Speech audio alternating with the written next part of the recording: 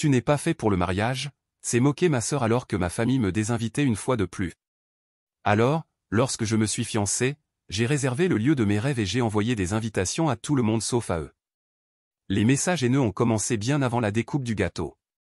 Je m'appelle Alejandro, j'ai 32 ans et j'ai passé la majorité de ma vie adulte à apprendre à me moquer des insultes qui ressemblent à des coupures de papier, petites, aiguës et difficiles à guérir. Je viens d'une famille qui adore faire la fête, mais pas vraiment les gens, du moins pas ceux comme moi. Tu sais, ce genre de famille qui évalue ta valeur en fonction de tes « j'aime » sur Instagram et compare tes réalisations comme si c'était un tableau de score. Je n'ai jamais été celui qui gagnait. En revanche, ma sœur Marina est la MVP incontestée des moments mémorables de notre famille, blonde, bruyante et parfaitement présentable. Elle s'est fiancée à 24 ans, s'est mariée à 26 lors d'une célébration de 3 jours dans un vignoble et depuis, elle organise des baby showers thématiques pour ses enfants comme si elle visait une couverture d'un magazine lifestyle. Moi, je suis resté celui qui se développait lentement, le silencieux. On disait que je n'aimais pas m'engager. Chaque fois que je ramenais une copine à la maison, c'était le début d'un interrogatoire déguisé en conversation. Tu es sûr de son boulot? Tu sais qu'il loue toujours, n'est-ce pas? Ah, ils se sont rencontrés sur une application. Comme c'est moderne. Pourtant, je participais à tous les anniversaires, à chaque fête, à chaque baptême. Je m'asseyais à des tables pliantes et souriais quand ils oubliaient d'inclure mon nom dans les photos de famille. J'apportais des cadeaux qui n'auraient jamais été déballés devant moi et je soutenais des conversations polies tout en me rappelant que j'étais le dernier célibataire. Mais le pire fut le mariage de Marina. Je me souviens d'être arrivé tôt, vêtu d'un costume convenable, rien de trop ostentatoire, juste bien présenté, et l'une des planificatrices m'a arrêté, un dossier à la main. « Es-tu Alejandro, l'accompagnateur ?» Je n'étais même pas sur le plan de table. Quand j'ai enfin trouvé ma place, c'était à une table de débordement avec de lointains cousins du marié et quelques camarades de l'université qui ne savaient pas où me mettre. Pendant son discours, Marina a remercié tous ceux qui avaient rendu ce jour magnifique. « Vous savez qui vous êtes juste ici, en face de moi. » Mais moi, je n'étais pas là. J'étais 3 tables plus loin, près de la file pour les toilettes. Plus tard ce soir-là, alors que tout le monde dansait ivre et se partageait le gâteau, Marina m'a interpellé. Elle était ivre, radieuse et débordante de satisfaction.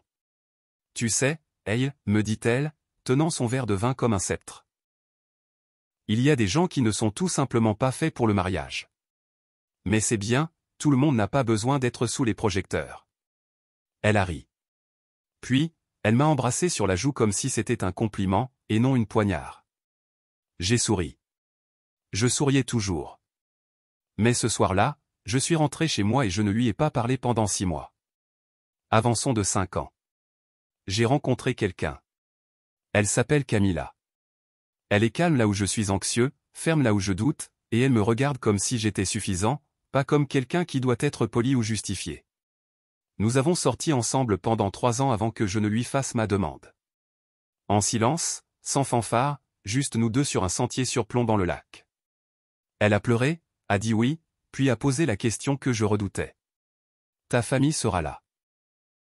J'ai hésité, non pas parce que je ne voulais pas qu'elle les rencontre, elle l'avait déjà fait, mais parce que je savais ce que cela signifierait de les inviter.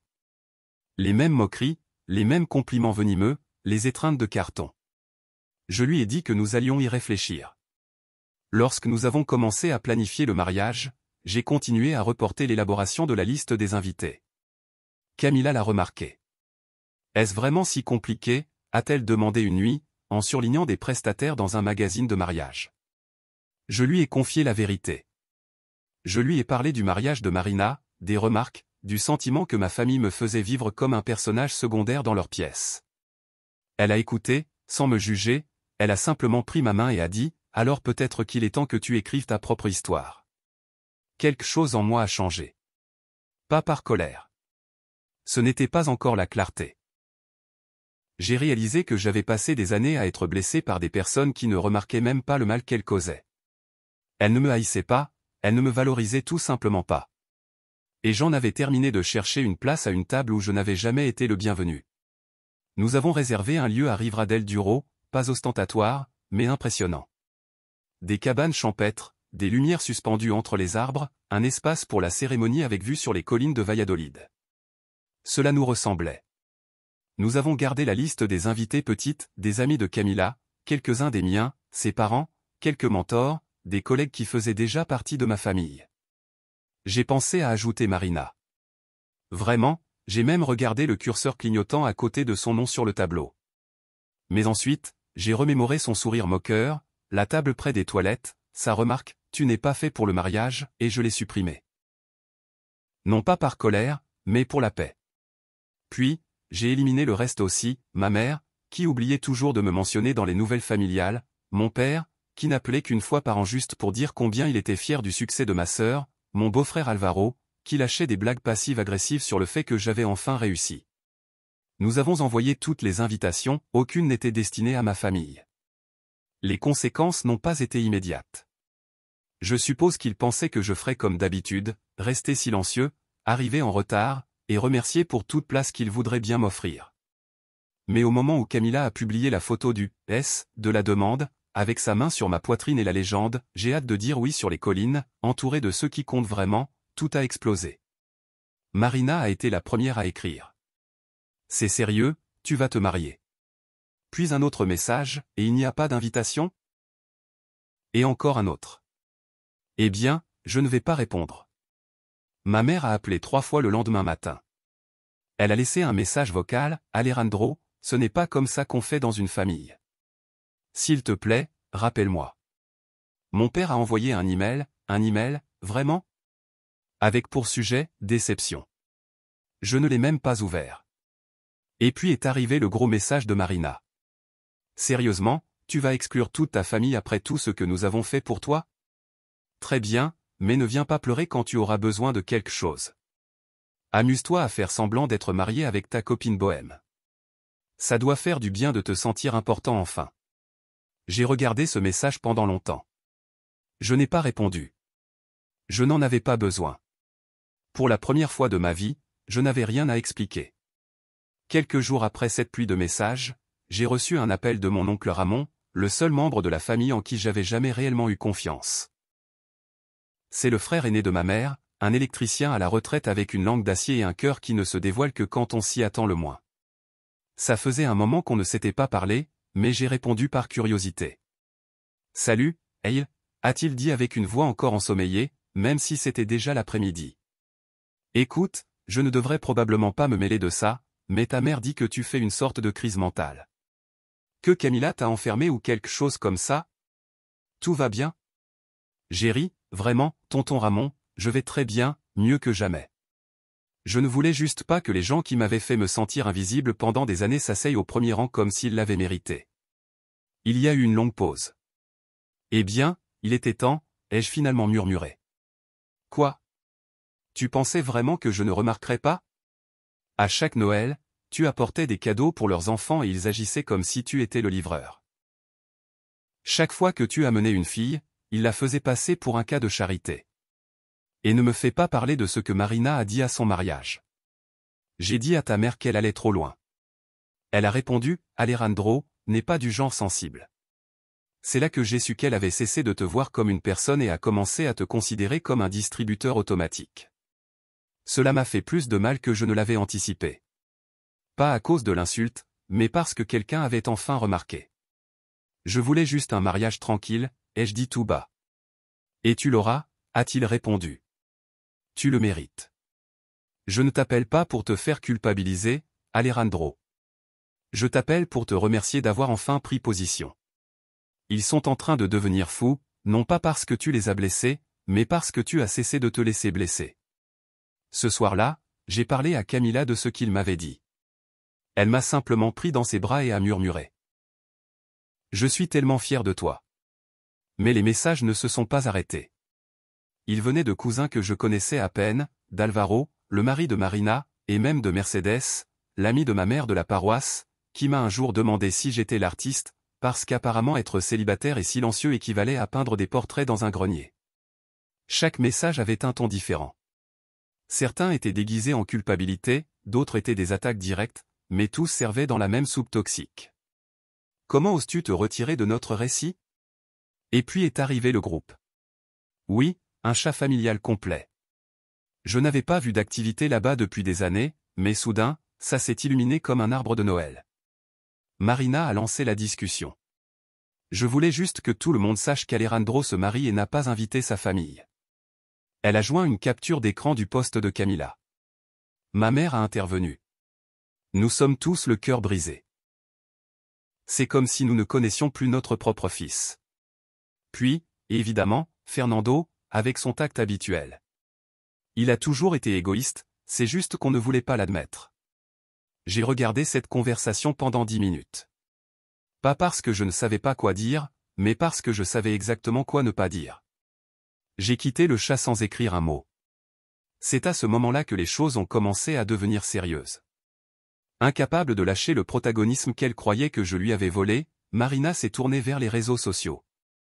Elle ne nous a pas directement nommés, mais a publié une photo d'elle dans une robe de demoiselle d'honneur avec une légende cryptique, quand ton petit frère organise un mariage, mais oublie qu'il a élevé. Hashtag famille falsifiée, hashtag sans classe. Le post a pris de l'ampleur.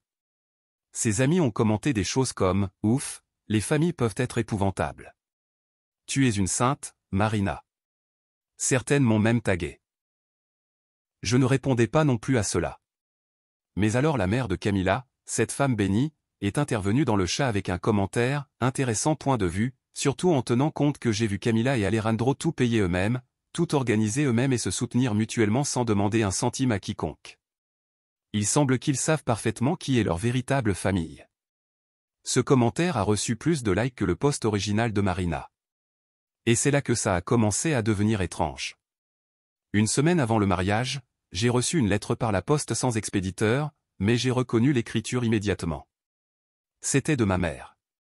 À l'intérieur, il y avait une lettre de 3 paragraphes écrite à l'encre bleue. Le premier paragraphe était un discours émotionnel tournant autour de la culpabilité qu'elle ressentait de m'avoir porté durant 9 mois, qu'elle avait toujours fait de son mieux. Le deuxième paragraphe, des reproches déguisés. Que la famille n'est pas quelque chose dont on peut s'échapper.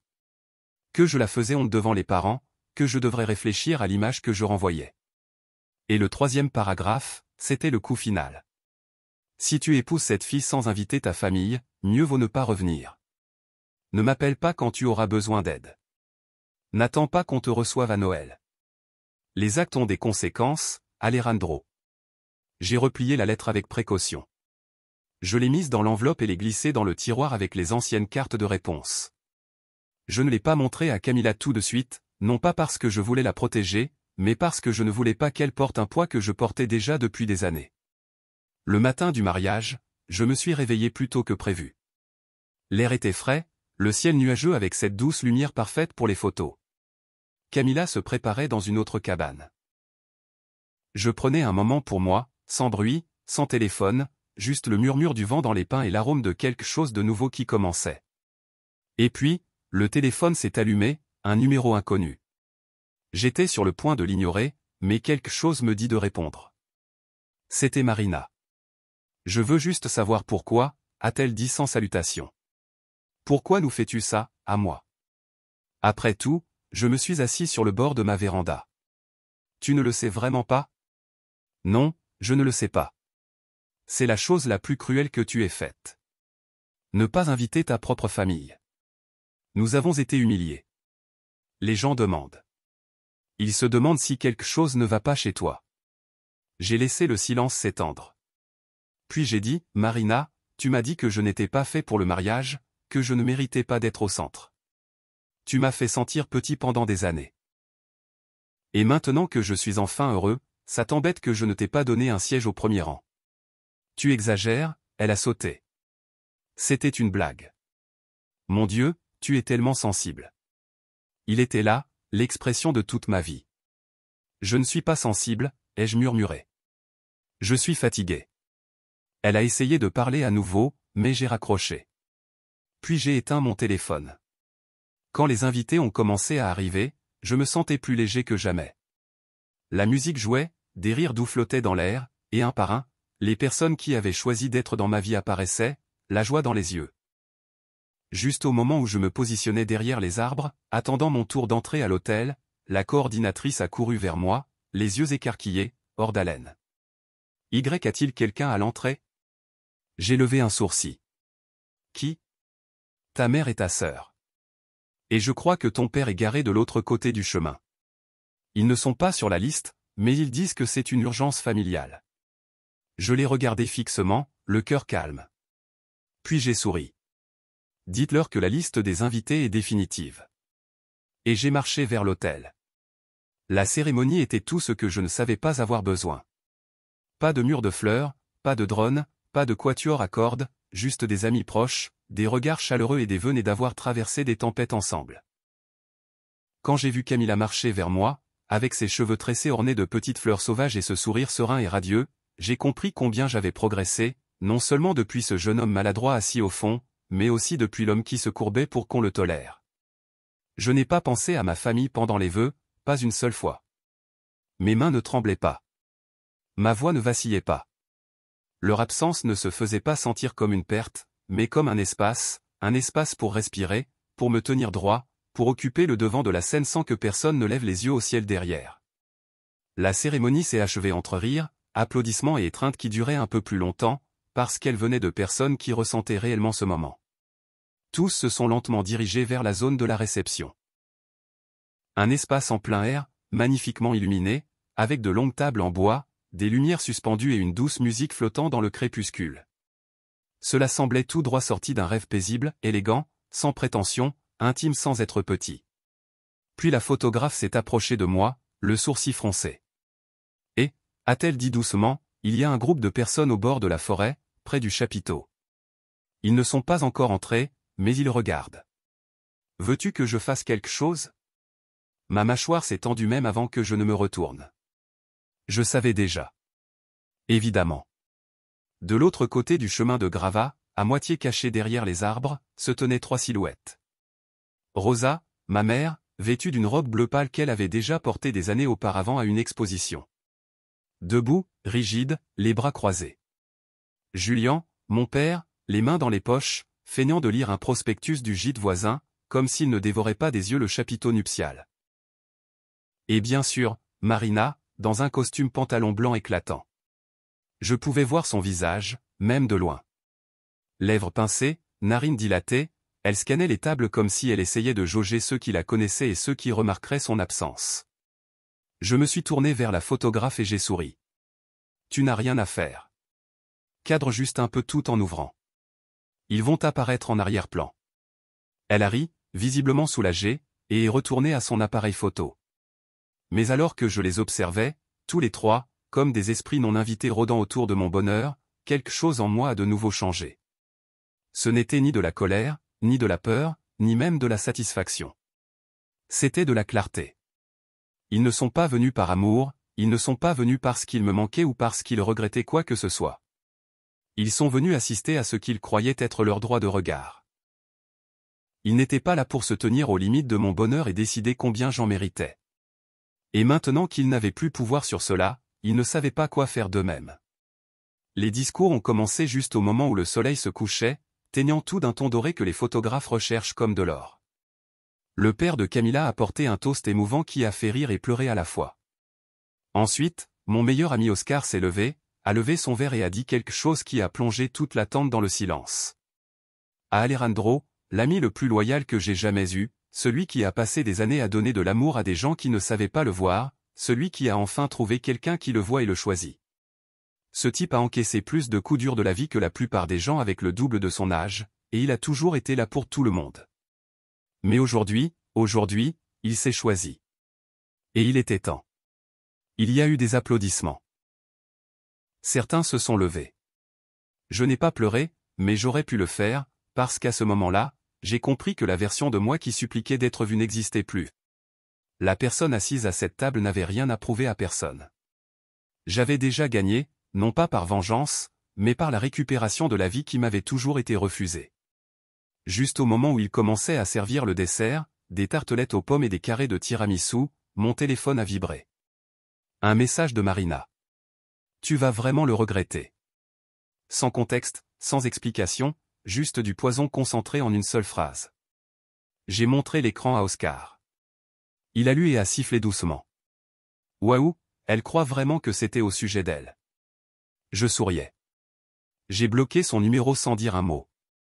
Plus tard, alors que le ciel se remplissait d'étoiles et que les gens dansaient sous les lumières suspendues, je suis retourné vers les cabanes pour chercher quelque chose dans le gîte. En contournant le sentier près du bord de la propriété, j'ai entendu des voix aiguës, précipitées et pleines de colère. Il aurait dû nous laisser entrer. Peu importe ce qu'il pense qu'il fait. C'est notre famille. C'était ma mère. Toujours là, toujours furieuse. Puis Marina, j'espère qu'il s'étouffe avec son moment parfait. Voyons combien de temps ça dure quand commençait la vraie vie. Je suis resté là un instant, juste hors de leur vue. J'aurais dû partir, laisser couler.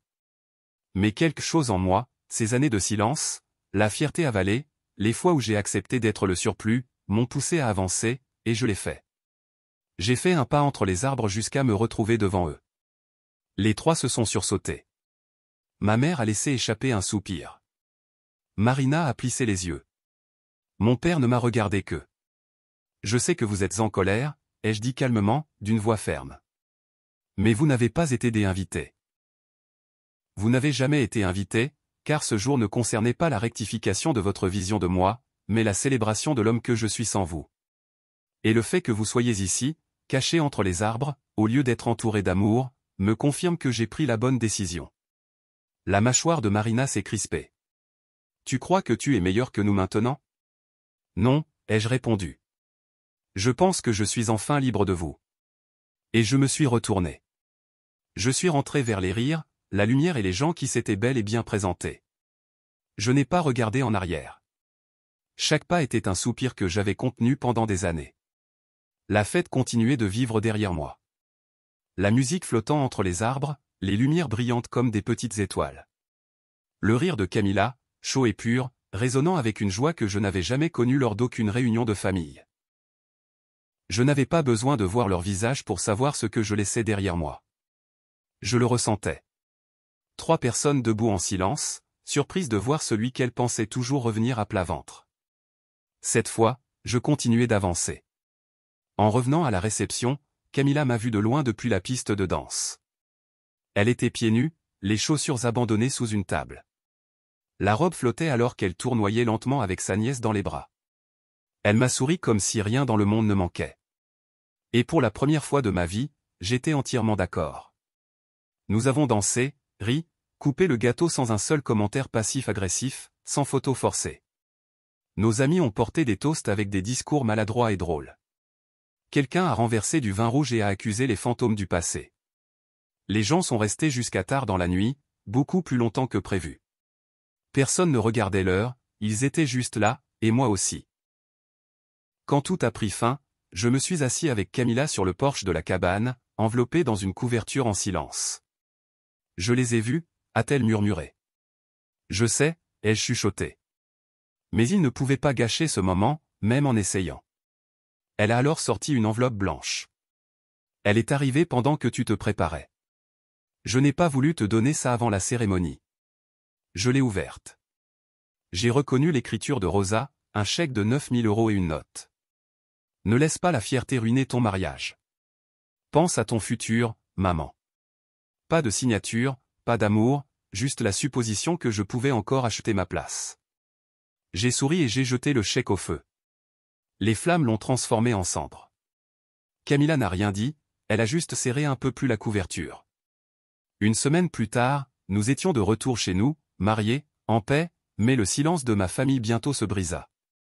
Un message de ma cousine Raquel.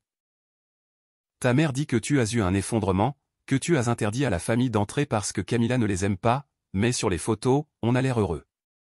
Ça va? Je suis allé sur Facebook. Là, c'était. Quand on est élevé dans l'amour et qu'on paye avec l'exil, il ne reste plus qu'à prier pour qu'il revienne avant qu'il ne soit trop tard. Dièse cœur brisé, #famille avant tout. Les commentaires étaient un défilé de sympathie bon marché. Une amie de Marina a même écrit « Je n'arrive pas à croire qu'ils ne les aient pas laissés entrer. » Quelle honte. Ils essayaient de contrôler le récit. J'étais l'instable, dominé par une épouse manipulatrice. Alors, j'ai fait quelque chose d'inattendu. J'ai écrit une vraie lettre. Je l'ai imprimée, envoyée à mes parents, à Marina et à quelques autres. Sans drame, juste la vérité. Je n'ai pas eu de crise. Je ne les ai pas exclus par vengeance. J'ai juste décidé de commencer ma vie, entouré de ceux qui m'aiment pour ce que je suis. Marina, tu as dit que je n'étais pas fait pour le mariage. Tu l'as dit en riant, mais ça a fait mal. Rosa, ton chèque n'était pas un cadeau, c'était une laisse. Ils n'ont pas été des invités. Ils n'ont jamais fait partie de ce moment, car ils n'ont jamais aidé à le construire. J'ai passé des années à essayer de m'intégrer à une famille qui me voit comme un portefeuille et un fardeau. Plus maintenant. Je ne les ai pas laissés à l'extérieur pour les punir. Je les ai lâchés parce qu'ils me brisaient. Alejandro, personne n'a répondu, ni message, ni excuse. Mais peu à peu, quelque chose a changé. Une cousine m'a écrit, elle a toujours pensé que je subissais des mauvais traitements. Une amie de la famille m'a dit qu'elle était fière de moi. Même tonton Ramon a appelé à nouveau. Ils ne te le diront pas, m'a-t-il dit. Mais ils savent, très profondément, ils savent. 3 mois plus tard, nous avons déménagé avec Camilla dans un petit appartement, mais rempli de lumière. Avec un balcon et de la place pour le piano qu'elle a trouvé dans un magasin de seconde main. Elle joue pendant que je cuisine, parfois, je m'arrête juste pour la regarder, ses mains glissant sur les touches comme si elle réécrivait la bande sonore de ma vie. Parfois, quand la musique flotte par la fenêtre, je me souviens de cette chaise pliante à la fête de Marina. Je me souviens de ce sourire ironique, des commentaires et je souris parce que je comprends enfin. L'amour ne s'éprouve pas par la souffrance. Il se choisit, et j'ai choisi cette vie imparfaite, joyeuse, la mienne, celle que j'ai construite lorsque j'ai cessé de demander la permission, et je ne l'échangerai pour rien au monde, pas même pour une place à la table de quelqu'un, même pas la leur.